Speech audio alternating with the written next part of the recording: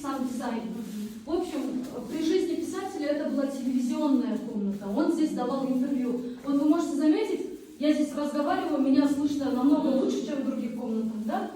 Сейчас это вот выставочная комната. И это, конечно, не все фотографии, это даже не половина. Ну, наши дизайнеры стараются каждый раз обновлять. Вот. На этой стене фотографии, связанные с его детством, семейные фотографии уже со своими детьми, с папой. Вот. На той стене фотографии, связанные с его творческой деятельностью, а на этой фотографии, связанные с его дипломатической деятельностью. Обо всем вкратце расскажу. Атасы репрессиялар қабылданғаннан кейін бұлар деген Төрөкул успевает их отправить в Шекер. То есть Фрунзеге дал жөнөткөн эмес, потому что он боялся, что могут схватить НКВДшники. А тогда были специальные лагеря, вот Алжир, для жен изменников народа. Он боялся, что детей могут разъединить от матери и от друг друга. Казанский вокзал, это уже по воспоминаниям Айтматова. Папа с ними попрощался, очень долго прощался. И хоть я был 9, когда 9 лет было, когда он прощался с папой, и он позже рассказывал, мол, я чувствовал почему-то, что ичинеке болсом дедим, мен ушу билгем да, что мен атамды акыркы жолу көрүп атканым дедим. Анан атасы узатып, когда поезд с места тронулся, Төрөкул очень долго бежал за вагоном этим. И Айтматов, оказывается, его устроили. Ниже первый, второй, технические месяцы. И долго плакал. Вот. Это уже детский сад, это до отъезда в Москву. Было это Ош шаарындагы балабакча, вот он маленький, ему здесь 4 года.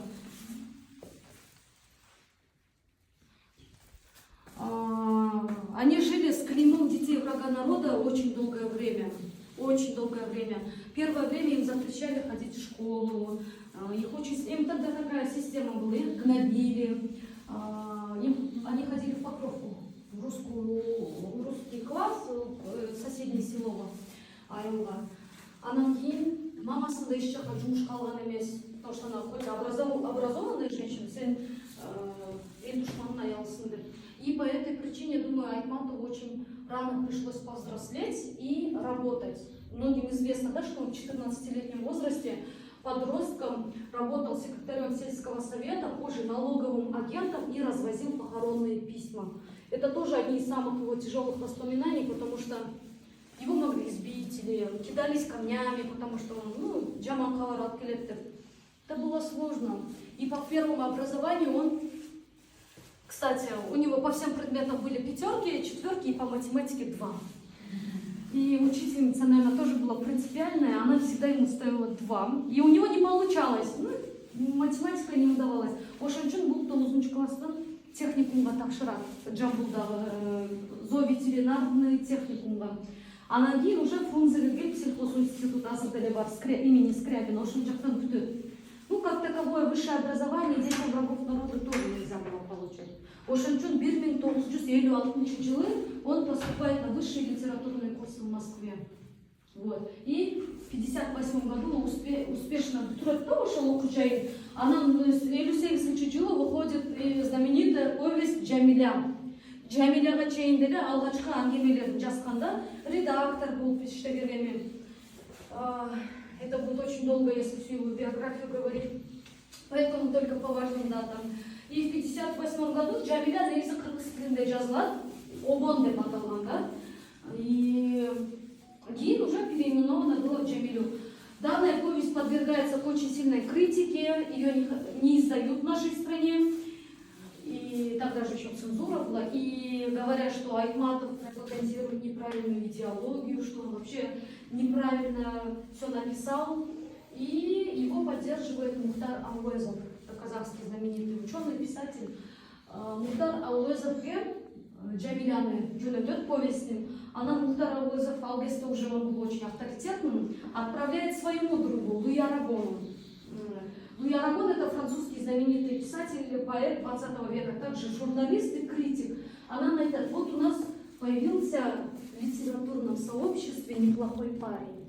Обрати, пожалуйста, внимание, настоятельно рекомендую. Прочитав Джамилю, он остается в очень таком аябай аңсыз ударап келді, ушул кишинин чөйүнө сначала была переведена не на английский, не на какой, именно на французский. Она в предисловии жазат, где говорится, что повесть Джамиля является самой красивой историей о любви после Ромео и Джульетты. То есть это производит такой фурор по всему миру, не только по всей Европе, но и по всему миру, что он прославляется. И бет-бе-бет шығармасымен точно так же было. Қырғыз тілінде жазады, бізде деген дезертирлер жоқ болды. Сен қырғыздарды сен вообще в дурном свете выставляешь, дезертирлерді ошол жерден атып салып жүрсең, қайақта Исмаилды жазып шықтың, вообще это ужас деп, тоже подвергается критике. А на самом деле Исмаил был. Он был его соседом, он был дезертиром. Ну, как в книге, он, конечно, корову не крал. И позже, когда он очень сильно стал знаменитым, Исмаил был бұл өзі айтады, бұл кеше Чыңгызхан, мен ошоны ойлап келе қойсам болмок, Исмаилдың балдары деле өсүп келатат, атын деле өзгөртүп койсом болмок экен депчи. И анан Исмаил кат жазат с благодарностью, мол, тебе большое спасибо, благодаря тебе теперь мое имя, как Исмаила, хоть и как и дезертира, знают во всем мире, деп ошондой каталган да. Это Саякбай Каралаев.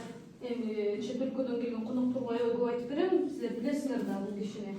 Они были духовными братьями. Аябай ошо жана в доме писателей чогуу жашап калышкан.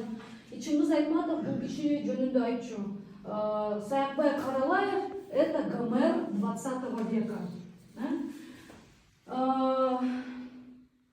Даже есть не то что теории, Айтматов сам говорил, что даже его отец Туркун интересовался эпосом Манас. Это было еще до самого Саякбая, да?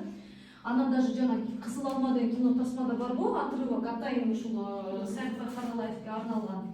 Ошондой. Абдыжапарова есть фильм, да, Саякбай. Фильм начинается с Айтматова, Илдара Айтматова, и заканчивается Айтматовым, да? И правда то, что вот на Мухтара Алвезова Айтматов вышел через Саякбая? Возможно, да, возможно. Ну, как в фильме, они не встретились там, если барган места, в доме писателей танышкан. А в фильме сделали так, что прям это... Ну, фильм очень хорошо сняли, он прям так хорошо сыграл. Ну, Иман Саламат Босун, его не стало же. Здесь вот тоже Луи Арагон с супругой. Его, почему вот, говорят, он француз, вы говорите, а повесть он на каком языке тогда прочитал? Он прочел на русском, потому что жена у него была русская, Эльза Триоле. Был жана Лилия Бриктин, родная сестра сын. Лилия Брик, это... Вот она была женой Маяковского, потом Маяковский влюбился в Лилию Брик. Ну да, это такая интрига тоже.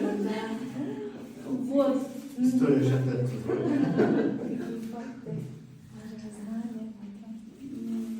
Был айтат, что Чусуп Абдрахманов встречался и с Лилией Брик, и еще шестеренкасы Боролчу.